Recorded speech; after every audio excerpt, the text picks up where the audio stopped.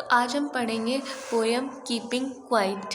ठीक है, इसको लिखा किसने है तो पैब्लो नेरूडा ने लिखा है। पैब्लो नेरूडा जिनका जन्म हुआ था 1804 में और कब इनकी डेथ हुई थी 1973 में। ये इनका पेन नेम है पैब्लो नेरूडा का। इनका जो रियल नेम था ना मतलब वो था नेफ्टाली रिकार्डो रेस बोस्टैलो। ये बॉर्न कहाँ हुए थे तो ये चिली में बॉर्न हुए थे और सिटी का नाम था, टाउन का नाम था पेरल। Neruda's poem are full of easily understood images which make them no less beautiful। एक इमेजेस के थ्रू बनाई जाती हैं जो कि मतलब उन्हें ना कम खूबसूरत नहीं लगाता है, ठीक ठाक लगती हैं वो सारी पोएम। बहुत ही ज़्यादा अच्छी तरीके से जो पोएम है, अभी आगे चल के हम एक इमेज देखेंगे उसमें हमें समझ में आएगा कि कैसे ये पोएम्स जो है ना थोड़ी अलग सी लगती हैं। He won the Nobel Prize for Literature in the year 1971। तो इन्हें नोबेल प्राइज़ मिला था 1971 में। In this poem, Neruda talks about the necessity of quiet introspection। Introspection means क्या होता है तो आत्ममंथन जो होता है, मतलब एक तरीके से अपने ऊपर जो विचार कर रहे होते हो उसी को कहते हैं क्या है, इंट्रोस्पेक्शन कह रहे होते हैं। And creating a feeling of mutual understanding among human beings. तो एक जो ह्यूमन बींग्स इंसानों के बीच में जो आपस की अंडरस्टैंडिंग्स है, समझदारी है, उसके बारे में इन्होंने बात की थी। और ठीक है, क्वाइट ट्रांसमेंट शांत रह के अपने आप पे एक बार ध्यान देना, इंट्रोस्पेक्शन करना, उसमें को इसी को क्या कहते हैं हम। इस पोएम में जो कीपिंग क्वाइट में है उसकी बात की गई है। तो पढ़ने से पहले देख लें कि जो टाइटल है वो आप उससे क्या लगता है। कीपिंग क्वाइट मतलब शांत रहने के लिए कह रहे हैं पैब्लो नेरूडा, और ये पोएम किसके बारे में हो सकती है तो ऑब्वियसली चुप शांत रहने के बारे में कुछ बता रहे होंगे ये। और लेकिन हम ये पढ़ लेंगे अगर पोएम तो ही पता चल जाएगा हमें। जैसे कि यहाँ पे क्या है ना कि एक जो है इंसान है और उसने क्या रखा हुआ है, ट्रीज हैं, ठीक, ह्यूमन एंड नेचर के बीच का एक बहुत ही अच्छा जो है ना इन्होंने दिखाया है कि कितना अच्छा इनका कॉम्बो है और कैसे हमें इन्हें सर्वाइवल में रखना चाहिए। Now we will count up, now we will count to 12। तो अब हम लोग क्या करेंगे, ये पहली दो लाइन ना बहुत इंपॉर्टेंट है, हो सके तो इन्हें याद कर लेना कि now we will count to 12 and we will all keep still.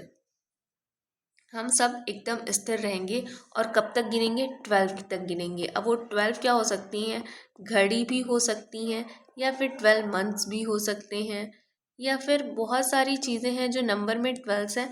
तो इन्होंने ये नहीं बताया कि 12 सेकंड है, 12 मिनट है, 12 आवर्स है, किस चीज़ के बारे में कहा है, लेकिन इन्होंने कहा है कि कब तक काउंट करना है तो 12 तक काउंट करना है। हम लोग एकदम स्थिर रहेंगे, सिर्फ 12 तक काउंट करेंगे। For once on the face of the earth, let's not speak in any language, let us stop for 1 second। तो एक बार जो अर्थ के ऊपर है ना, हम लोग क्या करते हैं, let's not speak in any language, हम किसी भी भाषा में बात नहीं करते हैं, बस 1 सेकेंड के लिए रुक जाते हैं। Not move our arm so much, और अपने हाथों को भी ज़्यादा हिलाने की ज़रूरत नहीं है। It would be an exotic movement, एक बहुत ही अलग मूवमेंट होगा। विदाउट रस, इसमें कोई भी जल्दबाजी नहीं होगी। विदाउट इंजन्स, इंजन्स का मतलब क्या है कि कोई भी इंजन दौड़ाने की यहाँ पे ज़रूरत नहीं है। इंजन क्या होता है ना, खुद ब खुद एक ऐसा पार्ट होता है मशीन का जो स्टार्ट करने में हेल्प करता है।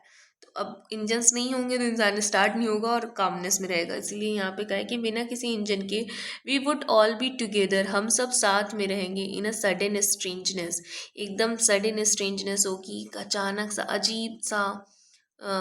अजीब सी चीज़ें होंगी। और वो क्या होंगी, क्योंकि सब शांत होंगे तब की ऐसी चीज़ें होंगी।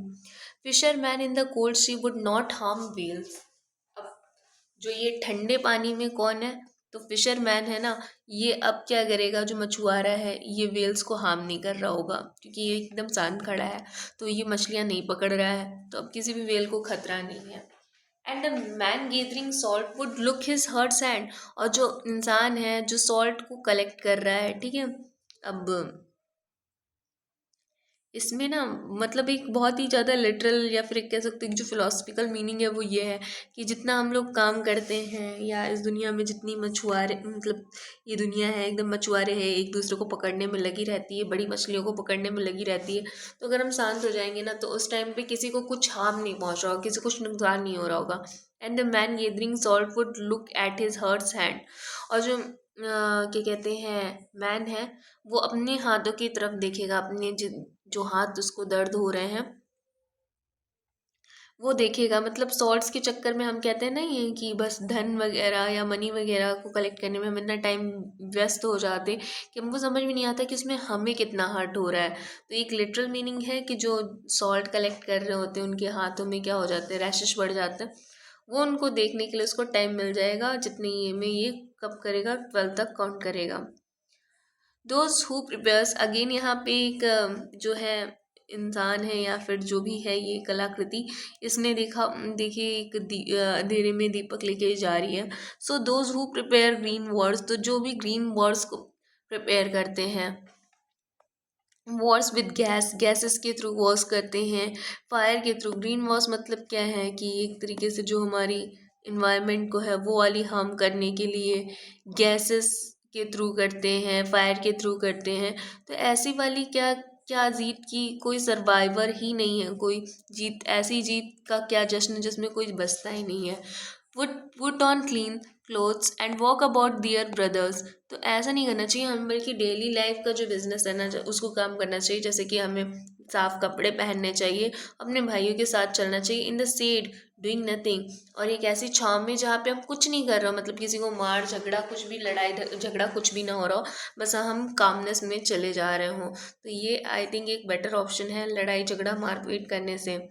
What I want not be confuse, तो मैं जो चाहता हूँ ना, पैबलो नेरूदा कहते हैं मैं जो चाहता हूँ उसमें कंफ्यूज मत होना। विद टोटल इनएक्टिविटी, ऐसे टोटल जो है एकदम सुप्त अवस्था पड़ जाओ, तो उसके लिए मैं नहीं कह रहा हूँ कि एकदम टोटली कोई मूवमेंट ही ना करो, एकदम से मर जाओ टाइप वाला सीन हो जाए तुम्हारा। तो life is what it is about. तो ये हम ना मरने की बात नहीं कर रहे, बल्कि हम जीने की बात करें कि ये जीने की बात हो रही कि जीने में तुम बस ऐसा रुक जाओ थोड़ी देर के लिए। I want no truck with death, तो इनका कोई लेना देना नहीं है यहाँ पर, डेथ से कोई बता नहीं रहे कि तुम ऐसे कर लो, काउंट करो और चले जाओ। If we were not so single minded क्या, अगर तुम बहुत ज़्यादा हट ही नहीं हो about keeping our life moving, कि हमारी ज़िंदगी जो है वो चलती रहे, and for once could do nothing perhaps huge silence, तो हम कुछ नहीं कर सकते, एक बार बड़ी सी साइलेंस तो रख ही सकते हैं। माइट इंटरप्ट दिस सैडनेस, और ये जो बड़ी सी है ना, ये क्या कहते हैं, अगर हम एक थोड़ा साइलेंस रखेंगे तो जो हमारी ये सैडनेस है, जो उदासी है, ये थोड़ी देर की सही डिस्टर्ब तो होगी, इंटरप्ट तो होगी, of never understanding our selves end of threatening our selves with death. तो फिर ये चीज़ आ जाएगा कि हम लोग कभी ना खुद को समझ ही नहीं पाए, और खुद को किस चीज़ से डरा धमका रहे थे कि अभी डेथ आ जाएगी, अभी ये हो जाएगा वो हो जाएगा। तो इसकी वजह से क्या है, हम हमेशा करते चले गए और हमने कभी भी अपनी लाइफ में कामनेस देखी ही नहीं। वही, perhaps the earth can teach us when everything seems dead and later proves to be alive. तो क्या है ना कि मतलब देखा जाए तो अभी हमारी जो अर्थ है ना वो हमें बढ़िया से सिखाती है कि जो कभी डेड चीज़ें होती है ना वो बाद में दिखाई देती हैं, लास्ट में लगती हैं कि ये क्या है ना भाई, ये जिंदा है, मतलब वापस से ग्रो कर रही हैं भाई, वहीं में मिलती हैं, मिट्टी में मिलती हैं, मिट्टी से ही वापस से क्या हो जाती हैं, ग्रो कर जाती हैं। तो यही चीज़ें हैं कि एक ये हर अर्थ हमारी बेटर एग्जांपल है। जो हम लोग थ्रेट करते रहते, खुद को डराते रहते, तो कभी शांत होंगे तब समझेंगे कि हम लोग फालतू में क्या कर रहे हैं, सिर्फ डर रहे हैं। जो अर्थ है वो हमें बता रही है कि जो चीज़ें हमें लगती हैं कि डेट है, जैसे सूरज है वो डूबता है कभी, फिर साइन भी करता है। तो ये सारी चीज़ें हैं, and later proves to be a law. Now I will count up to 12 and you keep quiet and I will go. ठीक है, तो कह रहे हैं कि अब मैं 12 तक गिनूंगा और तुम ना शांत रहना और फिर मैं चला जाऊंगा। ये जो 12 चीज़ों की काउंटिंग रखा है उसको करो, ताकि तुम खुद को समझो, सामने वाले को समझो, एक बहुत ही अच्छा टाइम स्पेंड करो, कामनेस में रहो। यही ओवरऑल इनका मैसेज था कि जो भी इंसान है ना उसको ना थोड़ा सा ब्रेक देना चाहिए, थोड़ा सा पॉज देना चाहिए। हम क्या काम कर रहे हैं उसमें एक पॉज लेके सोचना चाहिए कि हमारी लाइफ में चल क्या रहा है और हम एक्चुअल में करना क्या चाहते हैं। To have no truck with का एक यहाँ पे आपको पता भी है, टू रिफ्यूज़ टू एसोसिएट और deal with, to refuse to tolerate something, तो किसी भी चीज़ को मना कर देने के लिए यहाँ पे क्या कहा जाता है, to have no truck with. इन्होंने डेथ वाले में यहाँ यूज़ किया था ना कि इनका कोई भी लेना देना नहीं है किस चीज़ से, इन्होंने टोटली मना कर दिया था। इनका डेथ से मतलब नहीं है, टोटल इनएक्टिविटी से मतलब नहीं है इनका। ठीक है। तो अब हम लोग यहाँ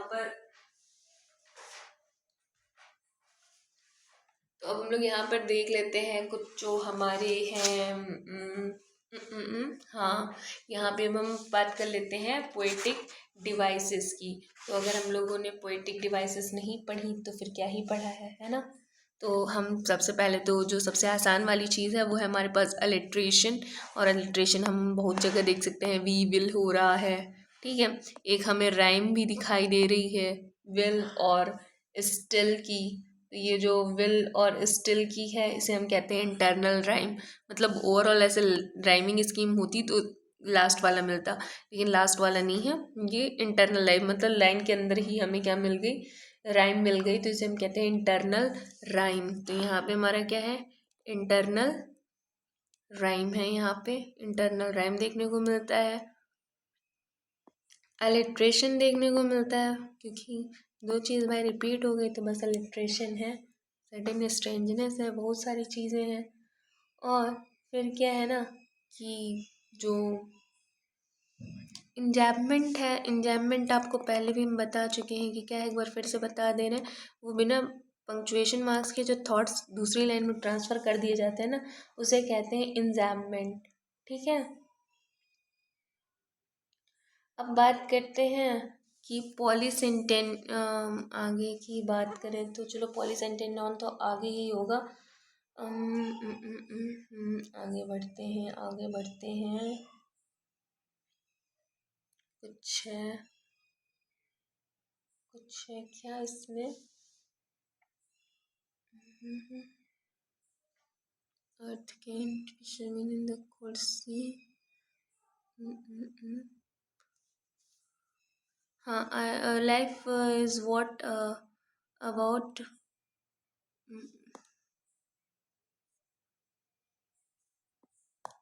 देखा जाए तो ये क्या है, परहैप्स अर्थ कैन टीच अस। तो यहाँ पे एक हमें देखने को मिल जाता है कि पर्सोनिफिकेशन है। भाई पर्सोनिफिकेशन क्या होता है, तो पर्सोनिफिकेशन होती है ऐसी चीज़ जिनको क्या करो कि वो नॉन लिविंग थिंग होती हैं, लेकिन उनको as a human being treat कर दो, कोई भी चीज़ है उसको as a human being treat कर दो तो वो पर्सोनिफिकेशन हो जाता है।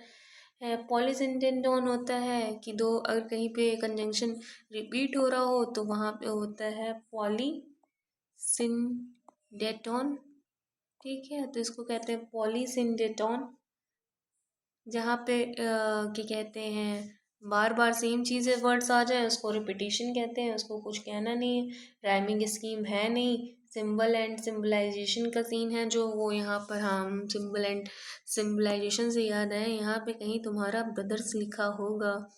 जो ब्रदर्स वाला सीन है वो है, ठीक, सिम्बलाइज किया हुआ है वो अपने ही लोगों के लिए। यहाँ पे मैं बताना भूल गई थी आपको। और एक है विक्ट्री विद नो सर्वाइवर्स, यहाँ पर ये है पैराडॉक्स, ठीक है। पैराडॉक्स वाला एलिमेंट है। पैराडॉक्स क्या होता है, तो ये कॉन्ट्राडिक्टरी आइडिया देता है, मतलब भाई विक्ट्री भी हो रही है और कोई जिंदा भी नहीं बच रहा है, तो कैसी विक्ट्री है। इसी वजह से यहाँ भी क्या है, पैराडॉक्स है। बाकी आई थिंक सारा ही हो गया है। अब आप इसको अगर इतना पढ़ लेते हो तो आपके बोर्ड एग्जामिनेशन के लिए इनफ है। सो आई होप कि आपको ये वीडियो हेल्पफुल लगी होगी, पढ़ने में अच्छा लगा होगा। जिसके क्वेश्चंस आंसर्स हैं या फिर जो अदर इसके एक्सरसाइजेस हैं या फिर जो भी आपकी प्रैक्टिस क्वेश्चंस हैं उसको मैं नेक्स्ट वीडियो में कवर अप करूँगी, क्योंकि वीडियो ऑलरेडी आपके हिसाब से काफ़ी लंबा हो गया है। So bye bye, take care, we will see meet in the next video.